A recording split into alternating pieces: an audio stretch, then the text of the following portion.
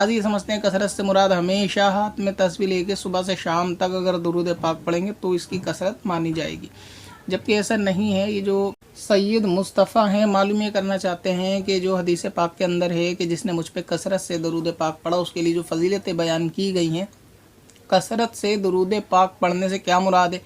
यानी कितना दरूद पाक पढ़ा जाए। और यही सवाल बहुत सारे न्यू मुस्लिम की तरफ से भी आता है कि जो हुज़ूर अलैहिस्सलाम ने हदीसों में वजाहत की है, जो फरमाया है कि इनको इतना इतना अजर मिलेगा, इतना सवाब मिलेगा, तो कसरत का क्या मतलब होता है कि पूरे दिन दरूद पाक पढ़ें।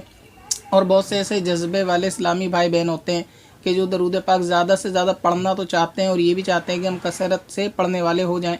मगर क्योंकि तादाद उसकी याद नहीं रहती, अब हर वक्त भी पढ़ना हमेशा जहन में नहीं रहता, किसी काम की वजह से मसरूफ़ियत होती है तो उसमें ध्यान बढ़ जाता है, फिर ध्यान आता है तो पढ़ते हैं। तो उनके दिल में ये तमन्ना रहती है कि शायद हमारा जो बीच में दरूद पाक काम की वजह से छूट गया तो अब हम कसरत वालों में शुमार नहीं है। और बाज़ ये समझते हैं कसरत से मुराद हमेशा हाथ में तस्बीह लेके सुबह से शाम तक अगर दरूद पाक पढ़ेंगे तो इसकी कसरत मानी जाएगी, जबकि ऐसा नहीं है। ये जो कसरत से मुराद है, उलमा इकराम ने इसकी बहुत सारी शरह बयान की है। जैसे बाज़ ने फरमाया कि कसरत से मुराद ये है कि कम से कम एक दिन में बंदा 1000 मरतबा दरूद पाक पढ़ता हो तो उसको कसरत में शुमार की करेंगे। इसी तरह बाज़ ने 500 की तादाद की है, उसकी मुख्तलिफ जुदा जुदा सूरतें बयान की हैं, मगर ये कि शेख अब्दुल हक मुहद्दिस देहलवी रहमतुल्लाह ताला ने इसकी तादाद बयान की है 313। और फरमाया कि अगर कोई ऐसा शख्स है जो 313 मरतबा रोज़ डेली दरूद पाक पढ़ेगा तो वो कसरत से दरूद पाक पढ़ने वालों में माना जाएगा। लिहाजा आपकी ये कशमकश दूर हो गई होगी कि कसरत का दरूद पाक का मतलब ये नहीं कि आप पूरे दिन लगातार पढ़ें, वैसे पढ़ना चाहिए, इसमें भी हरज नहीं है। मगर अगर कोई शख्स ऐसा है कि काम वगैरह में, घर के कामों में ख़वातीन वगैरह नहीं पढ़ पाती लगातार, तो उनके दिल में ये हसरत अपने दिल में ना रखें कि वो कसरत में दरूद पाक पढ़ने वाली नहीं है, बल्कि एक वक्त मुकर्रर करें, सुबह का या शाम का, जब उन पर वक्त हो उस वक्त में बैठ के 313 मरतबा अगर एक बार में पढ़ लिया और ये आपका मामूल डेली रहा तो आप कसरत में दरूद पाक पढ़ने वाले माने जाएंगे।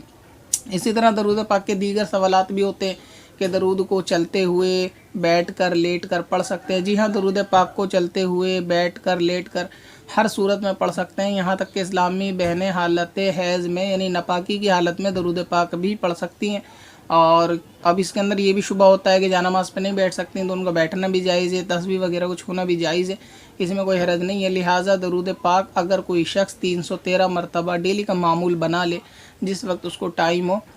और हर सूरत में पाकी नापाकी में, उठते बैठते लेटते, बस ये कि जब दरूद पाक पढ़े तो तवज्जो भी दरूद पाक पे होनी चाहिए। ऐसा ना हो कि हाथ में या टीवी का रिमोट हो या नज़र मोबाइल के अंदर हो, टीवी में हो, और 313 की तादाद अपने ऊपर एक बोझ समझ के मुकम्मल कर ली गई सिर्फ ये बयान करने के लिए कि आप 313 मरतबा रोज़ पढ़ते हैं, कसरत से पढ़ने वालों में हो। तो इस तरीके का मामला ना हो।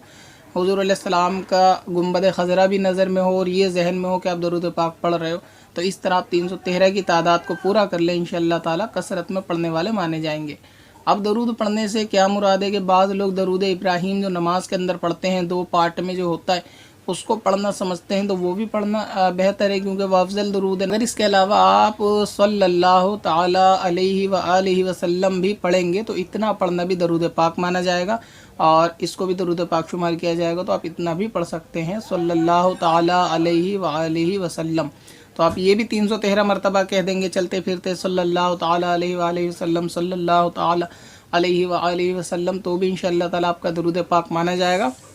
और कोशिश करें कि 313 मरतबा एक दिन में किसी भी वक्त पढ़ने की आदत बनाएं तो इंशाअल्लाह ताला कसरत में पढ़ने वालों में शुमार होंगे। पत्थर में असल लाले पुरनवार बना